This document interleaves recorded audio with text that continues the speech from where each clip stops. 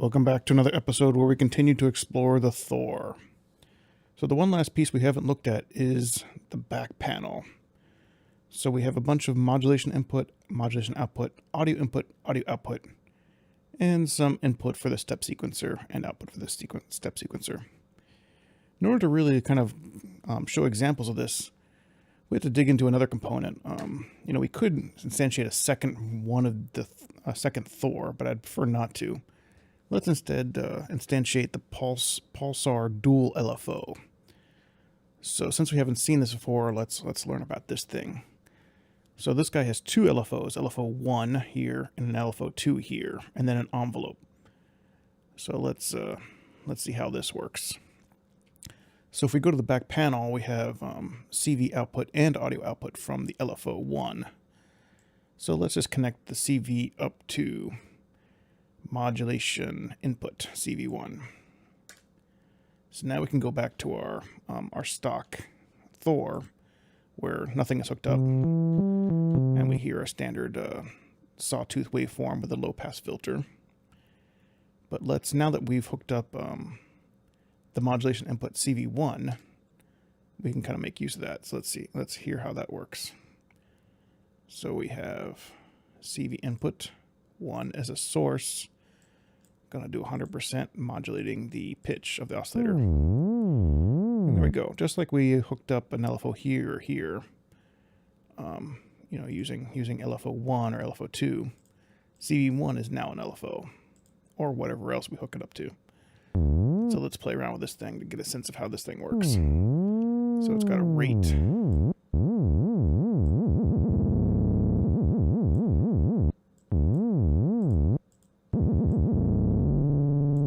It can be tempo synced, which means it's like the rate is based on 1/64th all the way down to something low, or not tempo synced, where it's just hertz. This thing can go up to 1 kilohertz. Unlike these LFOs, I think the rate for these guys goes up to only 100 hertz and down to 0.07. This guy goes to 0.06 and all the way up to 1 kilohertz, so it's a faster LFO.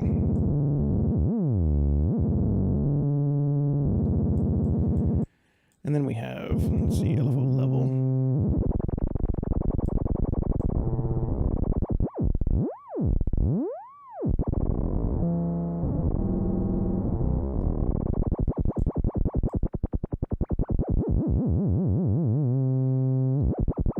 Kind of like the strength of the LFO looks like. And then we have in the center a bunch of different waveforms.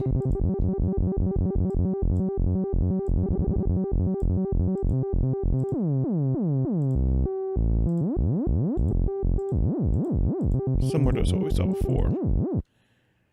Alright, let's jump over the manual to get a sense of what these phase, shuffle, and lag means.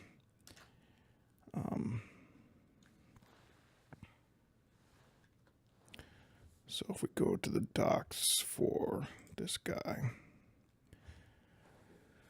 Alright, so phase. Phase lets you control the offset of the LFO and decide where the waveform should start. So it's kind of like phase 0 is one sine wave.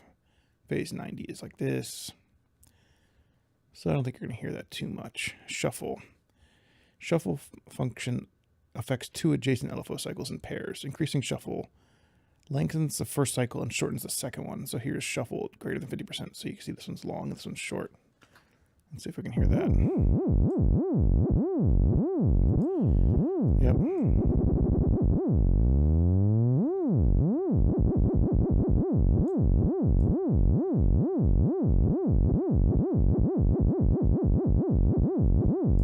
It's kind of neat. Yeah, we can't hear too much with the phase. Maybe if you LFO'd the phase or something crazy like this. Let's look at lag. Lag acts as a low-pass filter on the LFO, making the signal smoother, especially noticed in waveforms with sharp edges and transients like the square, sawtooth, and so on. Yeah, you can hear it kind of smooth out.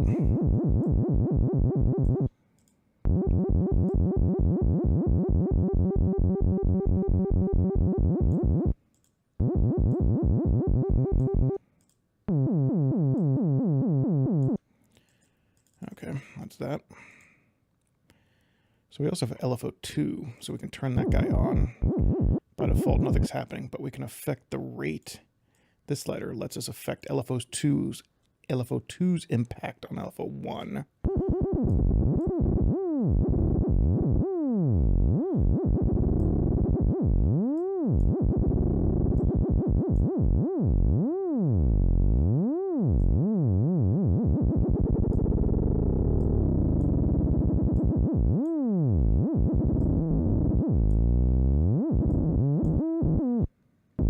Let's see, that's kind of weird.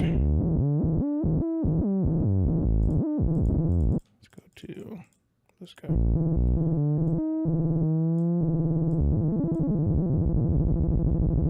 Kind of hard to hear it.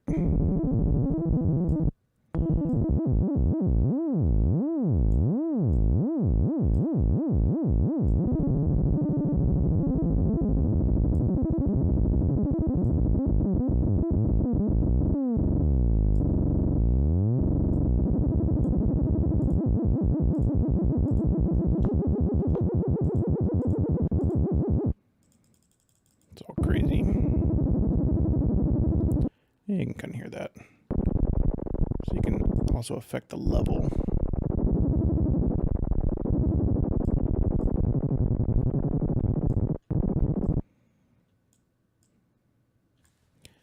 And then there's a wave envelope, so you can have the LFO2 trigger the envelope.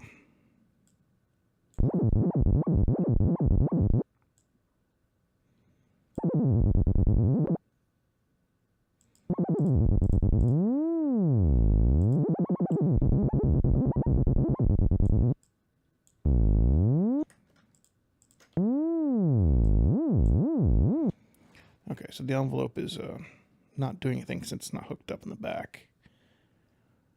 Let's see, let's see how they talk about the envelope. It's an attack release envelope. It can be triggered from any of the four sources: the trig button, seat trig, LFO2.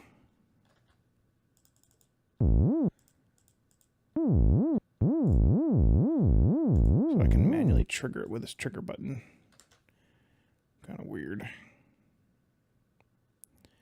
An LFO2, an envelope gate in on the back. So this can trigger it right here.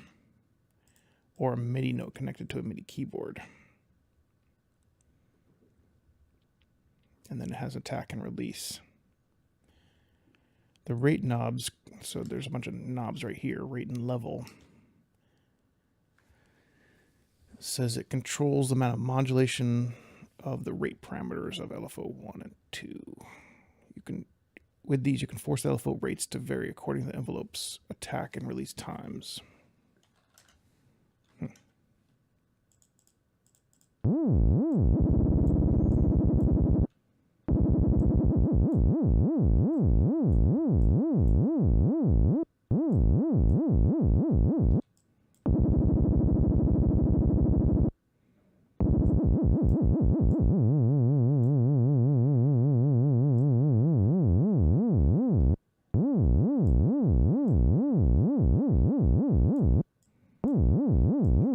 Kind of hard to hear it.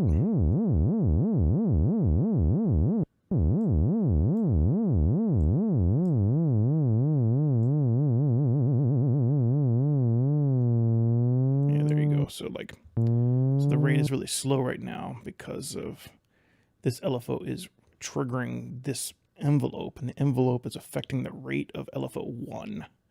And now it's really slow because it's a negative 100%. Now it's positive 100%. The envelope is re-triggering LFO 1 a lot.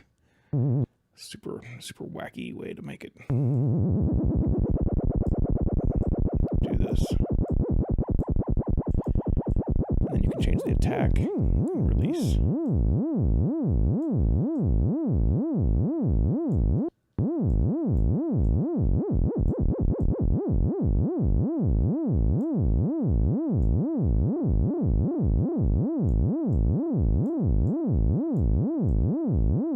Kind of neat. And then keyboard follow through. Let's if it says that. It's possible to control the LFO rates in Pulsar from a connected MIDI keyboard. 12 o'clock, the rates are not modulated at all. Then if you play a MIDI key, you can play the LFOs chromatically by connecting backwards.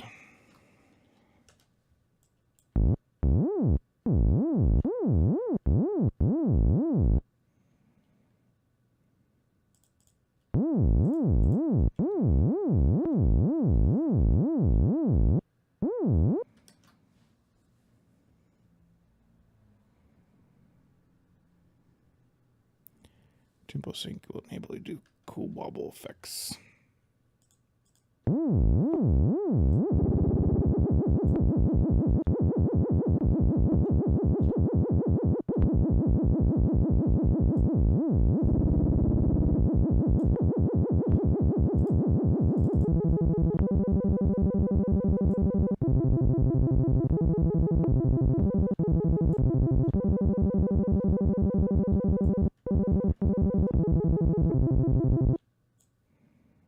I don't hear it really being triggered differently when I turn the keyboard up.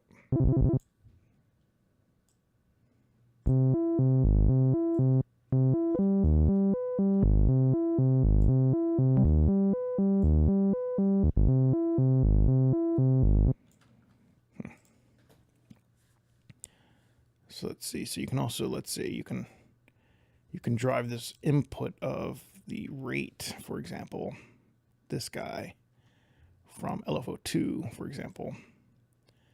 So you don't just have to, I guess that's what this does. So you don't need to do that.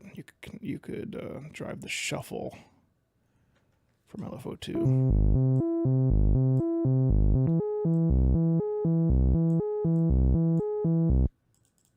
Gotta turn it on though.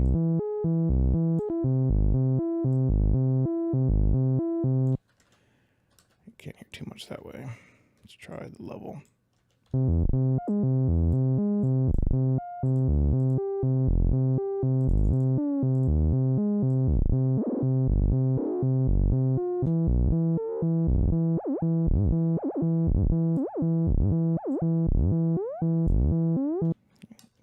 Create some crazy effects that way. You can also drive the drive it from the output of LFO1 plus LFO2. So instead of just like connecting just LFO1 and having LFO2 modulate LFO1, you can actually add them together, and that sounds different.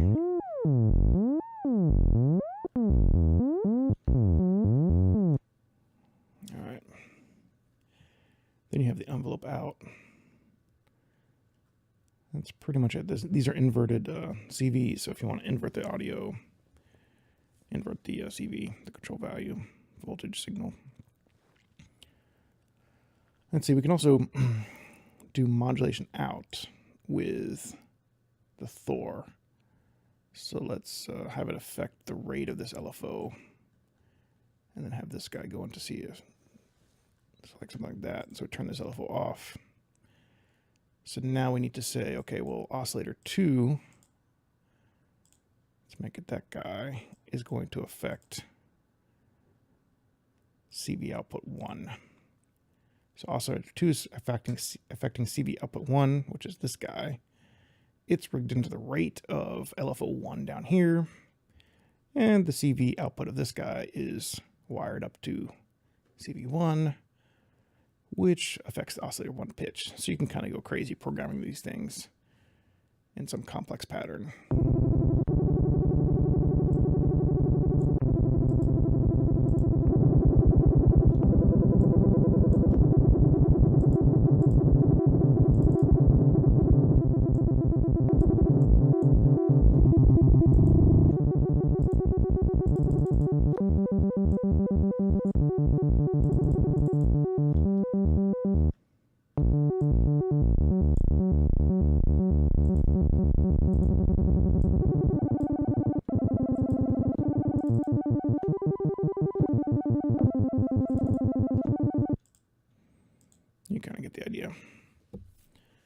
What else can we do?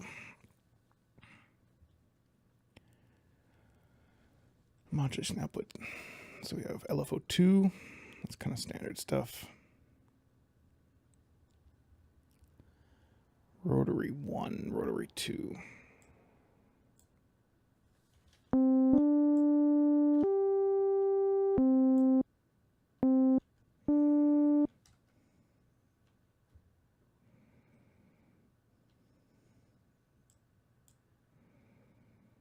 Modulation input.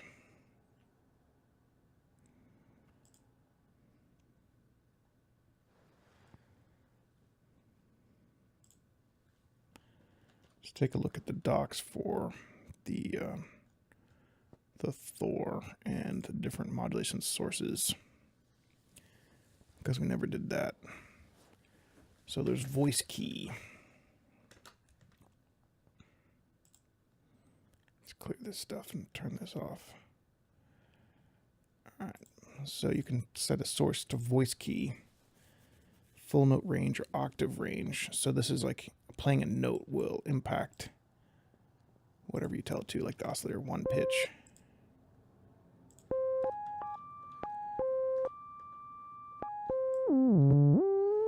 So you can hear how it's affecting the pitch.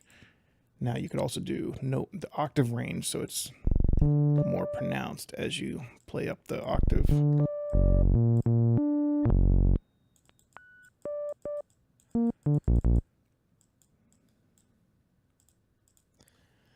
What else can you do? You can do the velocity and the gate of the keys you play. Oscillator 1, 2, and 3. We've looked at filter 1. That's the output of the filter 1 and 2. These guys. Shaper output. Envelope output. Voice mixer. What is last key? Last note played. MIDI key. This applies modulation according to notes globally, not per voice. Okay. So we also have sources of audio input. So you can route audio input into, so here's our audio input. You can actually use this guy as an audio signal, it was saying. So if you route audio in from this guy, because this LFO can actually go very high rates, like up to 1 kilohertz, you can actually use it as an audio source, which is pretty strange for an LFO. So let's see if we can get that working. So audio 1 in will affect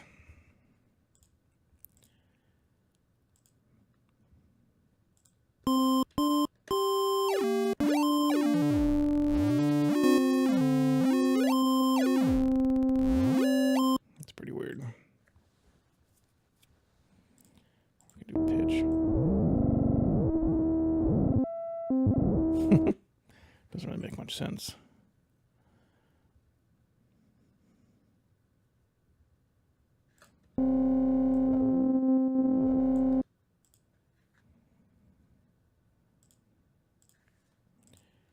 Yeah, I wonder how you drive audio directly into this guy. I wonder if there's a way to do that.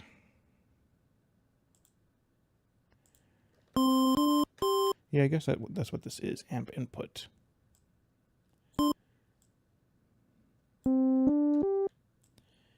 Yeah, because you could just turn off.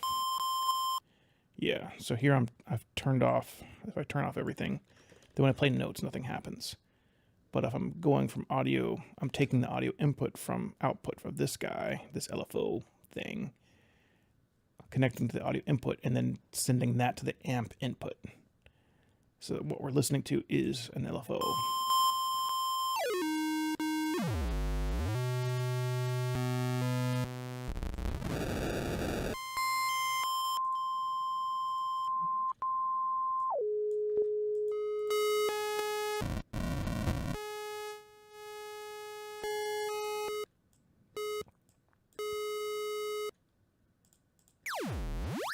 So then you can modify LFO1 by LFO2 to listen to that.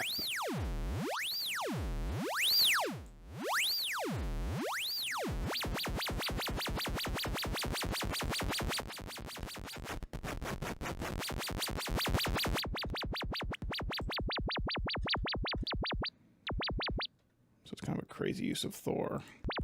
Put a low pass filter on it.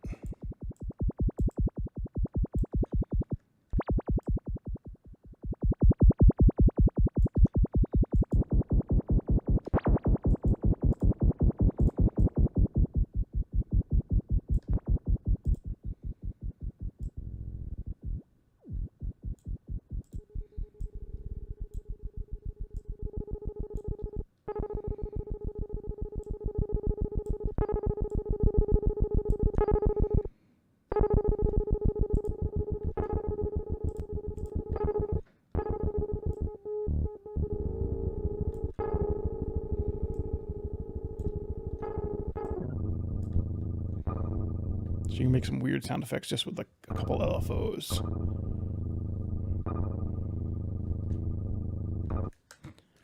Pretty nuts. And you have 4 of those audio inputs. Audio outputs 3 and 4. I wonder what audio output 3 and 4 do, really.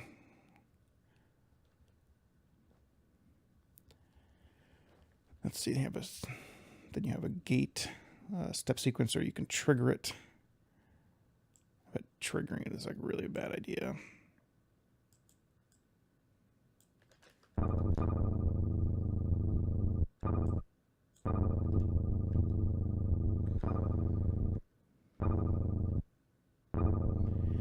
Yeah, I guess triggering it really just means run it, because it's not going to go faster every time you trigger it, because you're clicking that run button really fast every time you trigger it from right here.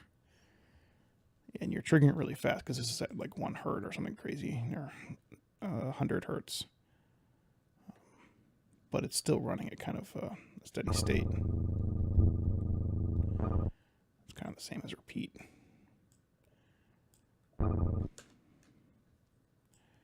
Rate in. So that's this rate guy.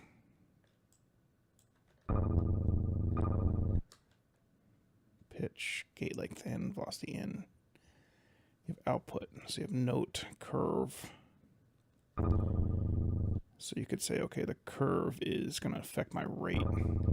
And then you could run it in repeat mode. And then I could make my curve.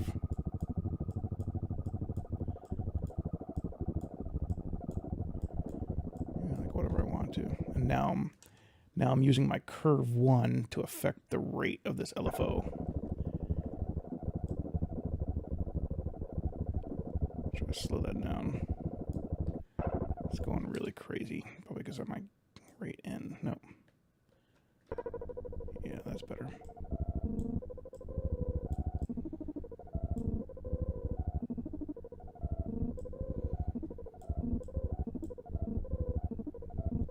Yeah, it sounds kind of nuts.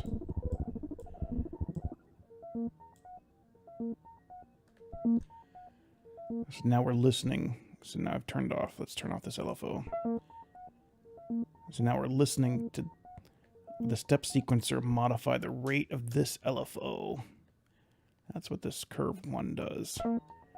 And it's playing the audio of the LFO into the amp, and it's getting modified by this low pass filter and a chorus effect.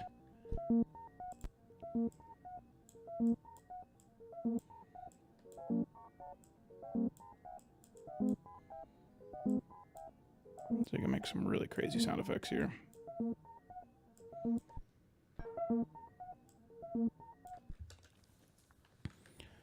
Start of sequence out, end of sequence out. It's kind of weird. I like how there's like weird manual stuff right here, like examples of routing tables. Like we already did this one and this one. This is like LFO affecting the pitch. I think that's a pretty good look at the Pulsar dual LFO, as well as most of the routing that we see back here. And I think that completes the series on the Thor, which is pretty cool. It's one of the more complicated instruments in Reason 9.1. All right, see you next time.